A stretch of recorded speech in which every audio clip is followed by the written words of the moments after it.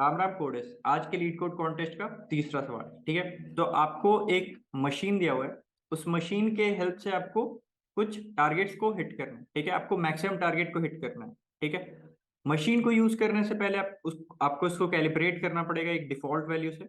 ठीक है, वो डिफॉल्ट वैल्यू आपने मान लो ए सेट सिलेक्ट कर दिया। ठीक है, और एक आपको नंबर दिया हुआ रहेगा, से सपोज स्पेस यहाँ पर दिया हुआ है। ठीक है, तो स्पेस। ठीक है, तो any value of this nums array, ठीक है, which is of the form a plus C times s। ठीक है, यहाँ पर c is any positive integer. ठीक है, any positive sorry any non negative integer, मतलब पॉजिटिव इंटीजर प्लस जीरो। ठीक है, इनमें से कुछ भी होगा तो आप इसको हिट कर सकते हो, आप उसको टारगेट को हिट कर सकते हो। अगर इसके फॉर्म में नहीं होगा, a plus C times space के फॉर्म में नहीं होगा, तो आप उसको हिट नहीं कर सकते। ठीक है, तो अलग अलग वैल्यूज होंगे आपके कैलिब्रेट करने के लिए। आपको बताना होगा कि किस वैल्यू से अगर आप कैलिब्रेट करोगे तो आप ज्यादा से ज्यादा टारगेट को हिट कर सकते हो। ठीक है, अब बहुत सारे ऐसे वैल्यूज आ रहे हैं जिससे आप टारगेट को हिट कर पा रहे हो, same number of target hit कर पा रहे हो। जैसे कि A1 हो गया, उससे भी आप से सपोज के टारगेट हिट कर पा रहे हो। A2 हो गया, ठीक है, इससे भी आप के टारगेट हिट कर पा रहे हो। ठीक है, A3 हो गया, इससे भी आप के टारगेट ही हिट कर पा रहे हो। पर इन सभी में A1 सबसे छोटा है। ठीक है, तो आपको उस केस में A1 को रिटर्न करना है। ठीक है, बहुत सिंपल सा बात है। अब इसको करेंगे कैसे? ठीक है, तो एक बार इसको थोड़े एग्जाम्पल के साथ देखते हैं तो क्वेश्चन थोड़ा आसानी से खुलेगा। ठीक है, यहाँ पर क्वेश्चन क्या है कि 3 7 8 1 1 5। ठीक है, अभी सपोज मैंने वो जो इनिशियल कैलिब्रेट करना था, सीड करना था, वहां पर मैंने 1 से कैलिब्रेट। ठीक है, तो 1 से किया, तो any number which is of the form 1 plus 2 times C. ठीक है, यहाँ पर C can be anything positive number. ठीक है, पॉजिटिव इंटीजर मतलब नॉन नेगेटिव इंटीजर, वो हो सकता है सी। ठीक है, अब कोई भी मुझे इस फॉर्म का नंबर मिलेगा तो मैं उसको टारगेट समझ के हिट कर सकता हूँ। ठीक है, तो 3 क्या इस फॉर्म का है? ठीक है, सी का वैल्यू 1 हो जाएगा।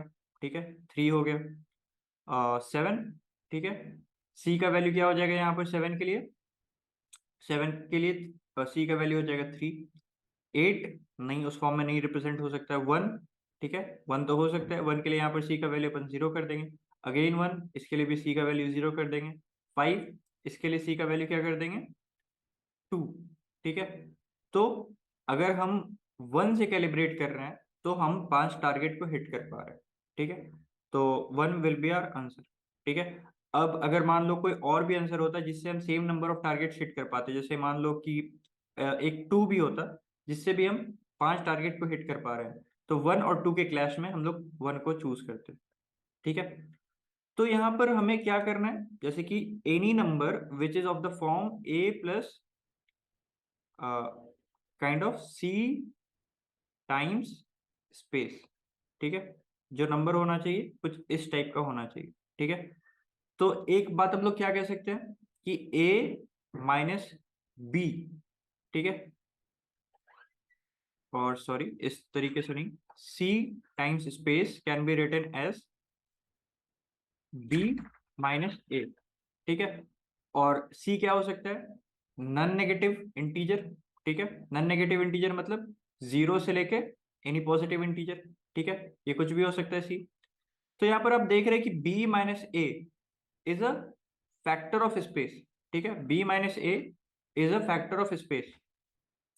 ठीक है, तो इसका मतलब क्या हो गया कि अगर मैं b माइनस ए को स्पेस से डिवाइड करूं, ठीक है, तो रिमाइंडर क्या आने वाला है? 0।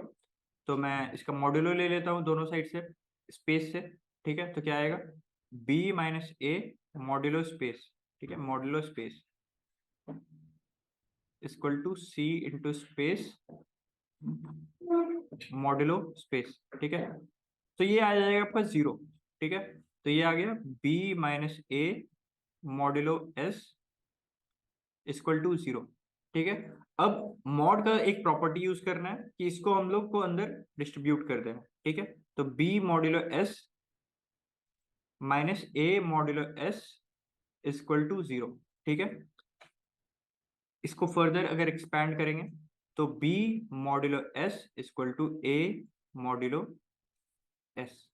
ठीक है, तो आपको कैसे नंबर सिलेक्ट करने हैं? जिन सभी के मॉड्यूलो सेम हो।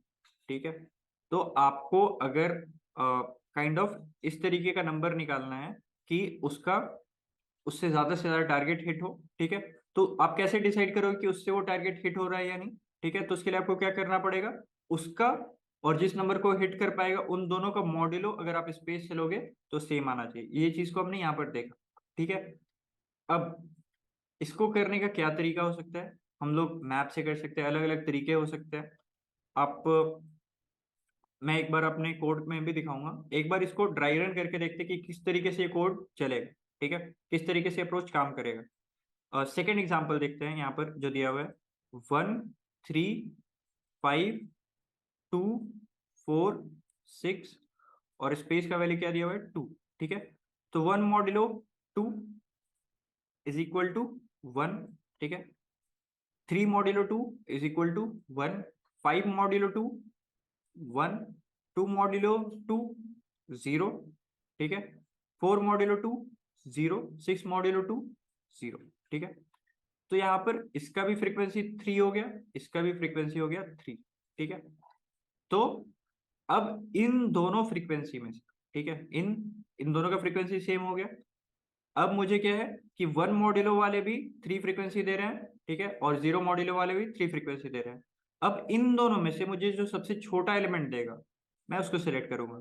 अब आप देख सकते हो कि सबसे पहले मुझे, अगर मैं ये वाला 1 सिलेक्ट करूं तो मुझे सबसे ज्यादा फ्रीक्वेंसी मिल रहा है। अगर मैं 2 सिलेक्ट करता तो भी मुझे 3 फ्रीक्वेंसी मिलता, मतलब 3 जो टारगेट है उनको मैं हिट कर पाता। पर उससे छोटा भी एक वैल्यू है। ठीक है, अगर उससे मैं कैलिब्रेट कर रहा हूँ तो उससे ज्यादा टारगेट मैं हिट कर पा रहा हूँ, तो इसलिए मैं सिलेक्ट करूंगा 1 को। ठीक है, तो मुझे उम्मीद है आपको ये समझ में आ गया होगा। अब इसको कोड वाइज कैसे इंप्लीमेंट किया जाए उस पर एक बार आते हैं। ठीक है, तो एक बार मैं कोड एक्सप्लेन करूँ उससे पहले बता दूं कि एक इस तरीके की प्रॉब्लम में आपको अगर दिक्कत आती है, ठीक है, तो उसके लिए एक बहुत अच्छा, बहुत कॉम्प्रिहेंसिव एक कोर्स हम लोग लॉन्च करने वाले हैं। उसका टीजर अभी आ चुका है और उस कोर्स का फर्दर अनाउंसमेंट 1-2 दिन में आने वाला है, तो stay tune for that, you can't miss it. ठीक है, एक बार आपको जरूर ट्राई करना चाहिए, you will definitely gain lot. ठीक है, मोर अबाउट इट आप वो वीडियो में देख लेना, अदरवाइज ये उसी का प्रमोशनल वीडियो बन जाएगा। आते हैं कोड पे। ठीक है, तो कोड पे मैंने किस तरीके से इम्प्लीमेंट किया, मैंने क्या किया कि मैंने एक मैप क्रिएट कर लिया। ठीक है, और ये हाई जो है इसमें मैं चेक करूंगा कि कौन सा जो मेरा नंबर है, कौन सा मेरा मॉड्यूलस है जो हाईएस्ट फ्रिक्वेंसी में आ रहा है। ठीक है, जो सबसे ज्यादा बार आ रहा है। इसके लिए एक एग्जाम्पल भी रख लेते तो ज्यादा अच्छा होता। एग्जाम्पल एक रख ही लेते हैं, ये 3 7 8 1 1 5। ठीक है, और स्पेस का वैल्यू आपका 2।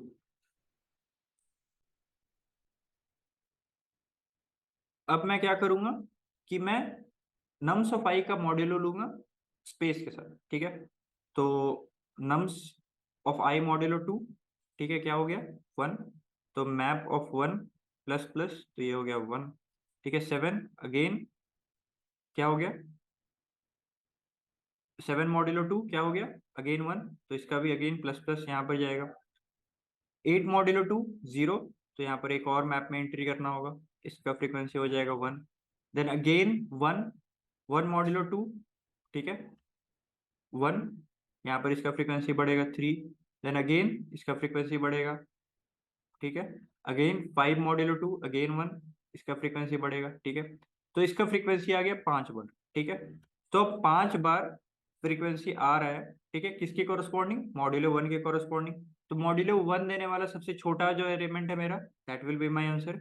तो मैं क्या सर्च करूंगा कि कौन सा ऐसा नंबर है। ठीक है, ये मेरा आंसर है, इंटमैक्स से मैंने इनिशियलाइज किया क्योंकि मुझे सबसे छोटे नंबर को रिटर्न करना है, राइट। तो मैं चेक करते जाऊंगा कि किस नंबर का मॉड्यूलो मेरे हाईएस्ट फ्रिक्वेंसी वाले से मैच कर रहा है। ठीक है, अगर उससे मैच कर गया तो फिर मैं चेक करूंगा कि उन दोनों में मिनिमम कौन सा वैल्यू है। जैसे कि पिछले वाले केस में हमने देखा था कि 1 से भी फ्रीक्वेंसी 3 था और 2 वाले से भी फ्रीक्वेंसी 3 था, तो उन दोनों में से मुझे 1 को चुनना था। ठीक है, तो यहाँ पर मैं मिनिमम चूज कर दूंगा जो भी मेरा आंसर आएगा।